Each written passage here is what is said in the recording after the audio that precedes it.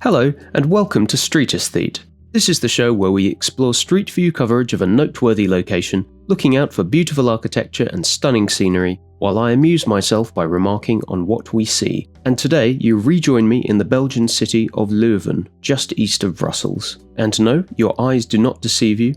That there is one of the finest buildings in Belgium, perhaps in Western Europe, perhaps even, dare I say it, in the world. But I'm going to try not to engage in too much hyperbole this early in the video.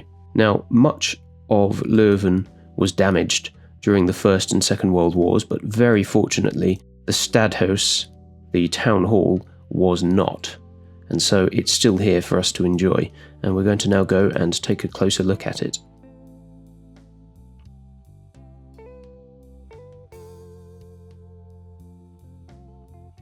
It is an extremely striking facade, isn't it?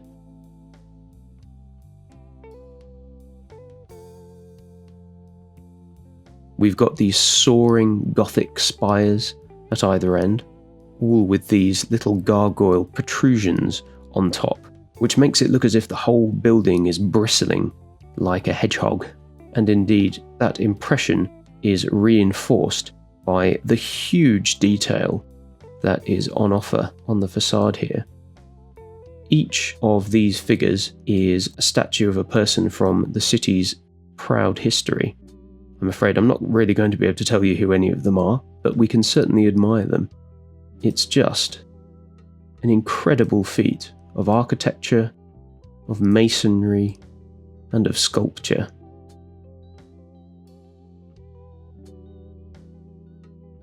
A building that can be enjoyed up close and from afar. It was seeing a photo of the Stadhuis that prompted me to visit Leuven in March of 2024, and indeed just to see this building in person was worth the trip. So many little crosses and protrusions on top as well. Just gives the building such texture. And to see it in context with the contemporaneously built Sint-Pieterskerk, and then with this newer row of buildings here is just fabulous. We will take a closer look at those in a moment, but I'm still admiring the Stadhuis. We can see a few different flags here. We've of course got the national flag of Belgium, the EU. This flag, the red, white and red stripes, which is very similar to the Austrian flag, is actually the city's flag. And then we have two others here that I don't recognise, I'm afraid, but I imagine one of them is the flag of the Flanders region of Belgium, and indeed one of them may be for the Flemish Brabant region, although I couldn't tell you which is which, I'm afraid. And although we get a bit of a sense of it from the street view coverage here, I can report from personal experience that entering this square, the Oude Markt, from any angle, there's always a bit of a wow moment when you see this building. And when I visited and walked in and out of the square from several directions on many occasions, it never stopped being impressive. I would go so far as to say that it's probably one of my favourite buildings in the world. And if you do go to visit it, I would urge you to take a tour of the interior, which includes some inner chambers, the likes of which wouldn't look out of place in Vienna or even Versailles, perhaps. And doubtless the people taking the tour will be able to tell you a lot more of the local history than I am able to. So it's with regret that we're going to leave the Stadhuis now and start to examine some of the other buildings that we can see on the square. This very characterful row here.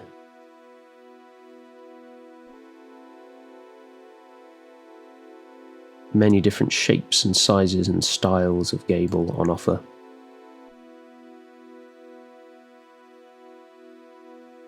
And I love the combination of the rectangles, the straight lines, with these circular porthole style windows, echoed in the decoration on the edges of the gables, and then echoed elsewhere on the perpendicular street.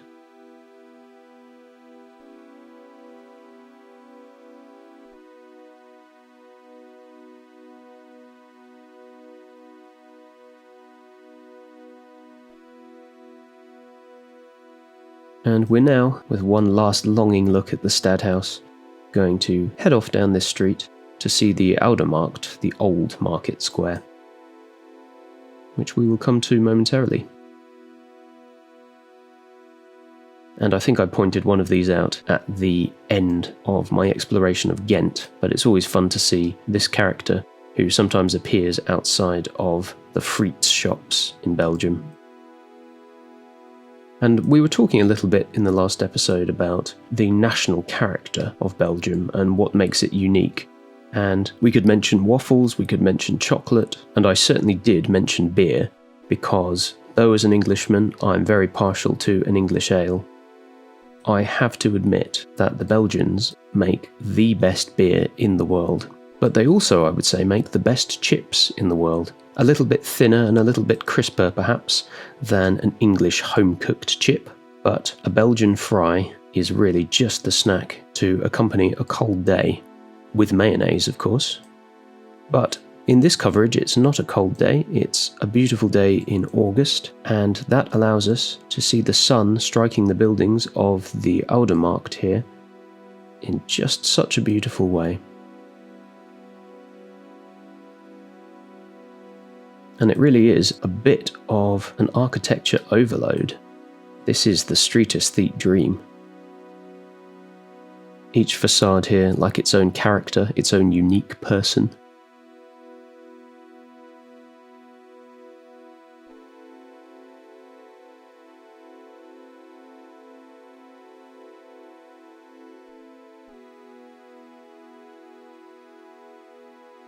And I like the way that this row isn't quite straight. They're all slightly askew with each other, giving the side of the market this slightly higgledy-piggledy aspect.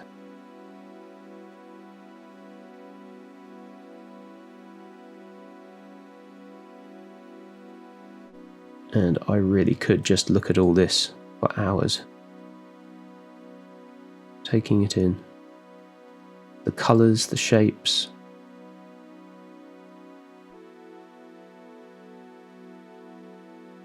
And although this is very much a built environment, you don't feel as though you're somewhere unnatural. You feel quite relaxed and at home.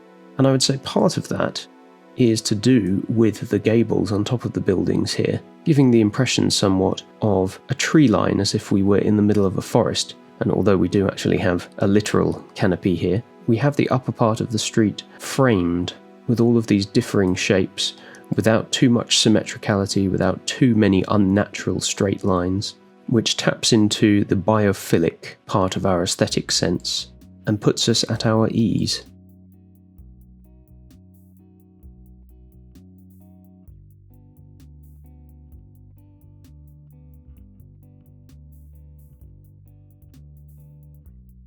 Shame about this. In fact, let's just see if we can see that building. Yes, there we go.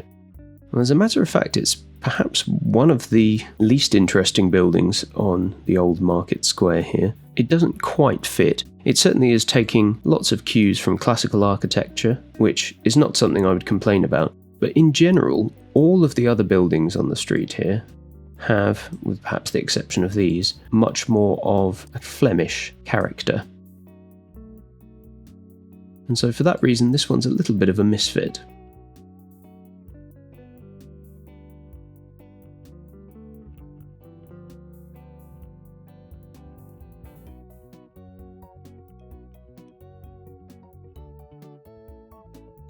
The scaffolding here artfully hidden by the tree.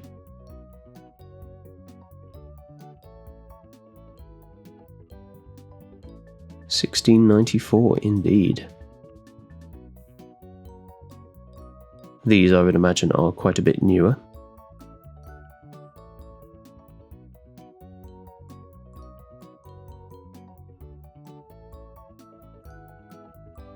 And brickwork is just undoubtedly so much more attractive than concrete, glass and steel, plastic cladding, and all of the other ugly, modern rubbish building materials that are preferred today for their cost effectiveness.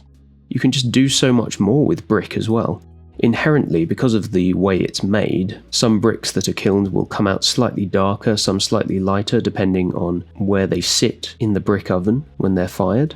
And so there's always this variation in the colour. Like here we can see this almost sort of mottling effect. And in addition to that, of course, there's the grouting in between the bricks, which is very clear to see here, where the bricks are slightly smaller and the grouting a bit thicker, which adds texture to the facade of the building.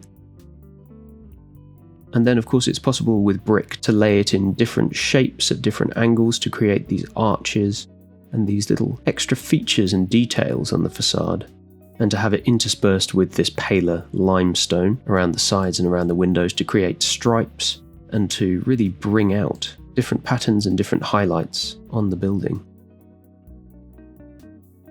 And it grieves me to think that it was only around 100 years ago that during the rebuilding of Leuven after the destruction of the First and Second World Wars, the architects and the builders were able to create these wonderful edifices, full of detail, full of character, full of beauty, and they had to do it quickly on a bit of a shoestring budget, having emptied much of their national coffers during the war effort. So as I say, it grieves me to think of that, and how now, when we are so much wealthier, with the accumulated wisdom of all this architecture behind us, that we just aren't inclined in general, certainly in my country, to build anything beautiful like this anymore.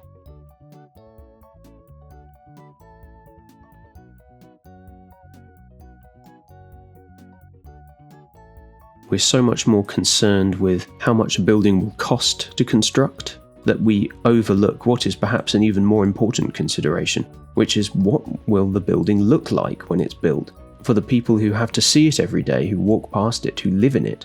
Yes, it's easy and cheap to build a big concrete cube, but what kind of message does that convey about the society that builds it?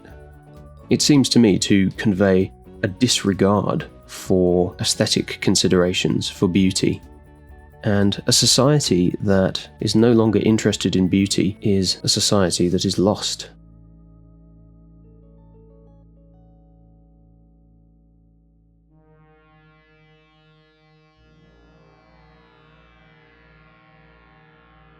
And unfortunately, it's not only considerations like cost of building materials that contribute to the sorry state of modern architecture.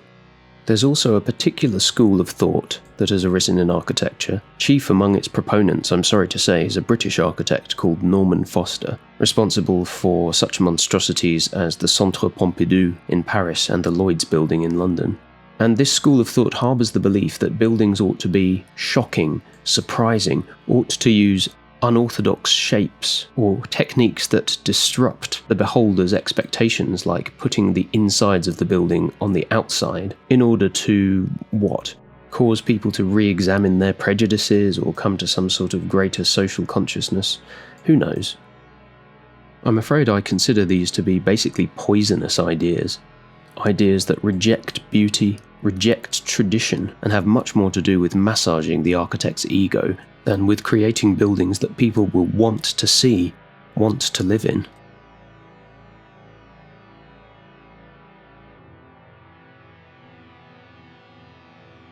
Now, there's certainly a place in many art forms, music, painting, for doing something surprising, something that subverts expectations, because these are art forms that are voluntary. You can choose to look at a painting or choose not to look at it. You can choose to listen to a piece of music or choose to stop listening if you're not enjoying it. But architecture is a public art.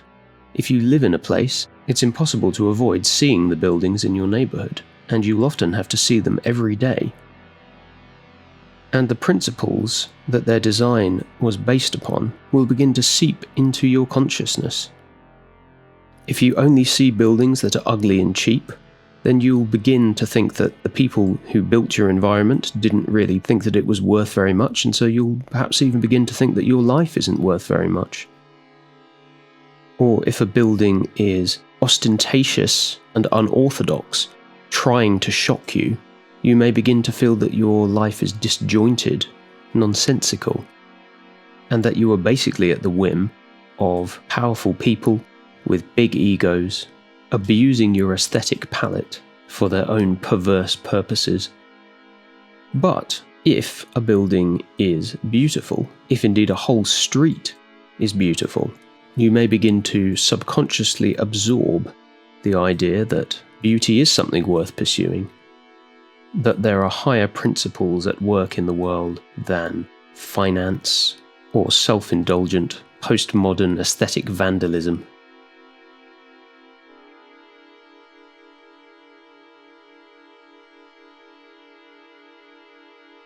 And so, as I say, architecture is a public art, and it is therefore incumbent upon architects to build things that are beautiful.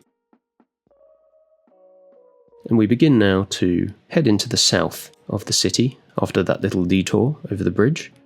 And we're going to head towards the Begijnhof, or perhaps it's pronounced, I'm going to attempt some Dutch here, Begijnhof. I'm not sure if that soft G sound, which you definitely hear in Netherlands Dutch, is also shared in Belgian Flemish. And so what is a Begijnhof? Well, it's a historical phenomenon which I think persists to this day, peculiar to Western Europe, whereby a part of the town is set aside for holy women, for beguines.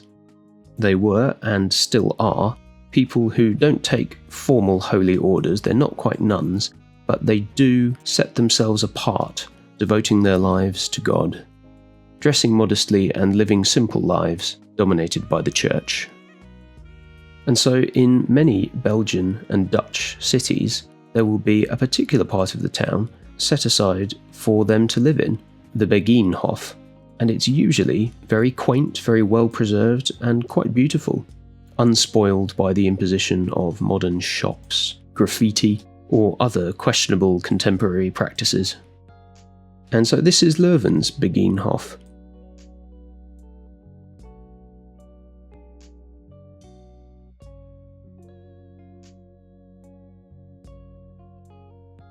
Women would have lived communally here, gardening and growing food together, sharing in the simple pleasures of life. And although it's perhaps not the most beautiful part of town, it has a wonderful cohesion in the red brick of its building materials, the simple vernacular shapes of its buildings, and the modesty of its well-kept green areas, like this one. And having said it's not one of the most beautiful parts of town, I may actually have to eat my words there, because this really is a splendid and cosy little area.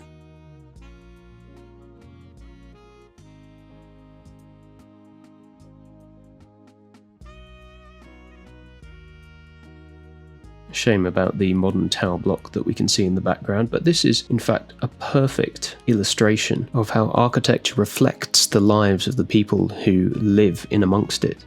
There's the simple and unassuming charm of the Begijnhof. And then there's the grubby, soulless and colourless hulk of the modern tower block here in the background.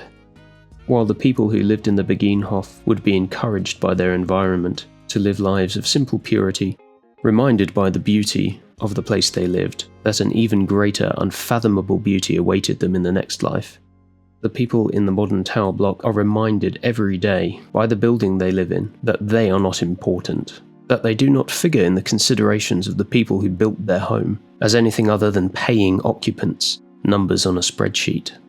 And I think to really bring the contrast home, what we'll do is we'll go and take a look at this building, and then we'll contrast it with the Stadhuis. Here it is, up close. Very much breaking the number one rule of biophilic design. It's all straight lines, a rectilinear shape, the sort of thing that you just never see in nature. Also failing to pick up on any of the cues from local architecture, no traditional building materials, no recognisably Flemish shapes. A terrible, terrible building. And it's incredible to think that the people who built this are the very same people who built this. It's almost as though the alien mothership started its invasion in Belgium, and with complete disregard for the local culture that it didn't understand or appreciate, rejecting everything that came before, proceeded to impose its inhuman will. But luckily we do still have much of the historic architecture of Belgium and of the rest of the world intact. It's just a pity that we don't build them like we used to. And that's where we're going to leave Leuven. Thank you for watching all the way to the end of the video. Since you've made it this far, why not subscribe for more street view explorations of noteworthy locations, as well as games of GeoGuessr. If you've enjoyed the music that you hear in this video, then do take a look at my first channel, which is where I upload all of my original music.